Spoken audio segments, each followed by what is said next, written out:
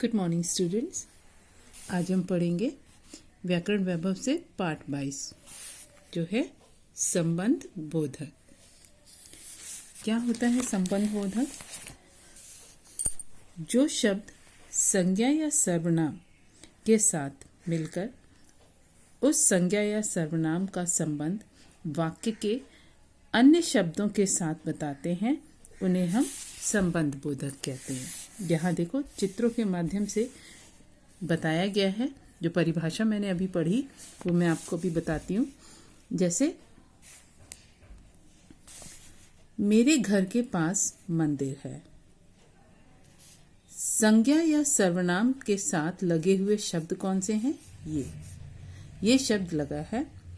जो शब्द संज्ञा या सर्वनाम के साथ प्रयुक्त होकर उसका संबंध, किसका? संज्ञा या सर्वनाम का संबंध वाक्य के अन्य शब्दों के साथ जोड़ता है।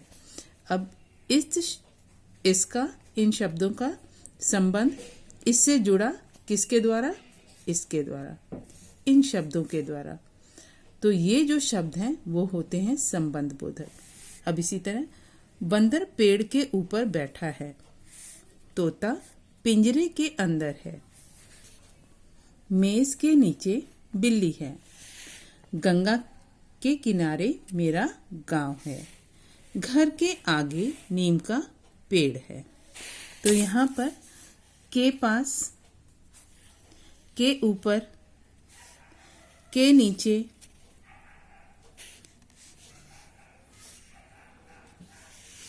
के अंदर, के किनारे, के आगे शब्द दो संज्ञा शब्दों के बीच संबंध बता रहे हैं। ये संबंध बोधक शब्द हैं। इनमें जो है लिंग, वचन, कारक आदि के कारण कोई परिवर्तन नहीं होता। जो शब्द संज्ञा या सर्वनाम के साथ प्रयुक्त होकर उनका संबंध वाक्य के अन्य शब्द जो अन्य संज्ञा सर्वनाम है उनके साथ बताते हैं तो वे शब्द क्या कहलाते हैं? संबंध बोधक। लिंग, वचन, कारक आदि के कारण इनमें कोई परिवर्तन नहीं होता। ये अव्ययी यानी अविकारी शब्द होते हैं। ठीक है, यहाँ देखो कुछ अन्य संबंध बोधक। के आगे, के पहले, के बाद, के पीछे, के ऊपर, के नीचे, के मध्य, के भीतर, के बारे में, के सामने, की ओर, की तरफ, के पास, के समीप, के निकट, के द्वारा, के जरिए, के कारण, के साथ, के समान आदि। ये सब उदाहरण हैं संबंध बोधक के। संबंध बोधक और क्रिया विशेषण दोनों ही अविकारी शब्द होते हैं। संबंध बोधक और क्रिया विशेषण शब्द जो होते हैं वो अविकारी, उनमें लिंग, वचन, कारक आदि के कारण कोई परिवर्तन नहीं होता।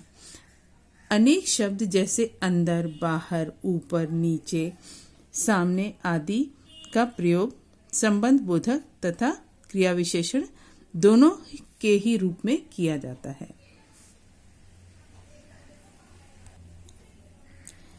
इनमें अंतर जानने के लिए इनके प्रयोग की ओर ध्यान दिया जाना आवश्यक है। अब संबंध बोधक और क्रिया विशेषण में क्या अंतर है जबकि दोनों ही अविकारी शब्द हैं? तो क्रिया विशेषण में क्या होता है कि जो ये शब्द होते हैं वो क्रिया की विशेषता बताते हैं। यदि इन शब्दों, ये जो शब्द हैं अंदर, बाहर, ऊपर, नीचे, इन शब्दों का प्रयोग क्रिया की विशेषता बताने के लिए है तो वो क्रिया विशेषण है। यदि ये शब्द संज्ञा या सर्वनाम शब्दों का एक दूसरे से संबंध बताते हैं तो ये संबंध बोधक शब्द हैं। यहाँ देखिए संबंध बोधक के भेद हैं। संबंध बोधक के निम्नलिखित 10 भेद हैं। समतावाचक, समतावाचक मतलब समानता। समतावाचक के उदाहरण हैं की भांति, के बराबर, के समान, की तरह आदि। विरोधवाचक, विरोधवाचक के उदाहरण हैं के विपरीत, के खिलाफ, के विरुद्ध आदि। स्थानवाचक, स्थानवाचक के उदाहरण है के ऊपर, के नीचे, के पास, से दूर आदि। चौथा है दिशावाचक। दिशावाचक के उदाहरण है के सामने, के आसपास, की ओर आदि। तुलनावाचक। तुलनावाचक का उदाहरण है की अपेक्षा, की तरह आदि। हेतुवाचक। हेतु का अर्थ होता है के लिए। हेतुवाचक के कारण, के लिए, की खातिर आदि। कालवाचक। कालवाचक के उदाहरण है से पहले, के बाद, के पश्चात आदि। पृथकतावाचक। पृथक मतलब अलग होना, तो पृथकतावाचक के उदाहरण हो जाएंगे से अलग, से दूर, से हटकर आदि। साधनवाचक। इसके उदाहरण है के द्वारा, के माध्यम, के सहारे आदि। संगवाचक। संगवाचक का उदाहरण है के साथ, के संग, समेत आदि। तो ये 10 जो है संबंध बोधक के भेद हैं। अब क्रिया विशेषण तथा संबंध बोधक में अंतर। उदाहरण के साथ शब्द दिए हुए हैं। कुछ शब्दों का प्रयोग क्रिया विशेषण और संबंध बोधक दोनों रूपों में किया जाता है, जैसे सामने, पीछे, आगे, पहले। तो राजेश सामने रहता है, वह पीछे खड़ा है, वह आगे चल रहा है, वह पहले आया। सामने रहता है, कहाँ रहता है? सामने। तो क्रिया की विशेषता बता रहा है सामने। खड़ा है, ये क्रिया है। क्रिया की विशेषता है क्या? कि वो पीछे खड़ा है। चल रहा है, कहाँ चल रहा है? आगे चल रहा है। तो ये जो शब्द हैं सामने, पीछे, आगे, पहले, ये सब क्रिया की विशेषता बता रहे हैं। तो ये शब्द हो जाएंगे क्रिया विशेषण। संबंध बोधक में राजेश मेरे घर के सामने रहता है। मेरे घर के सामने राजेश रहता है। तो ये संज्ञा, ये सर्वनाम है। सर्वनाम का भेद जो सर्वनाम का संबंध जो है वो किससे है? राजेश, यानी संज्ञा से। यहाँ सर्वनाम का संबंध बता रहा है इन शब्दों के द्वारा। मेरे घर के सामने राजेश रहता है। वह राम के पीछे खड़ा है। वह राम के पीछे खड़ा है। सोनू मोनू के आगे चल रहा है। वह अजय से पहले आया। उपयुक्त सभी शब्द क्रिया की विशेषता बताने का काम कर रहे हैं। ये सब क्रिया की विशेषता बता रहे हैं, तो क्रिया विशेषण कहलाते हैं। पर जब वे संज्ञा या सर्वनाम के साथ आकर वाक्य के अन्य संज्ञा, सर्वनाम आदि शब्दों से संबंध जोड़ते हैं तो वो संबंध बोधक बन जाते हैं। संबंध बोधक शब्द का प्रयोग 3 प्रकार से किया जाता है: विभक्ति रहित, विभक्ति सहित और दोनों प्रकार से। विभक्ति रहित जैसे मित्रों सहित, आजन्म आदि। विभक्ति सहित मकान के पीछे, दुकान के आगे आदि।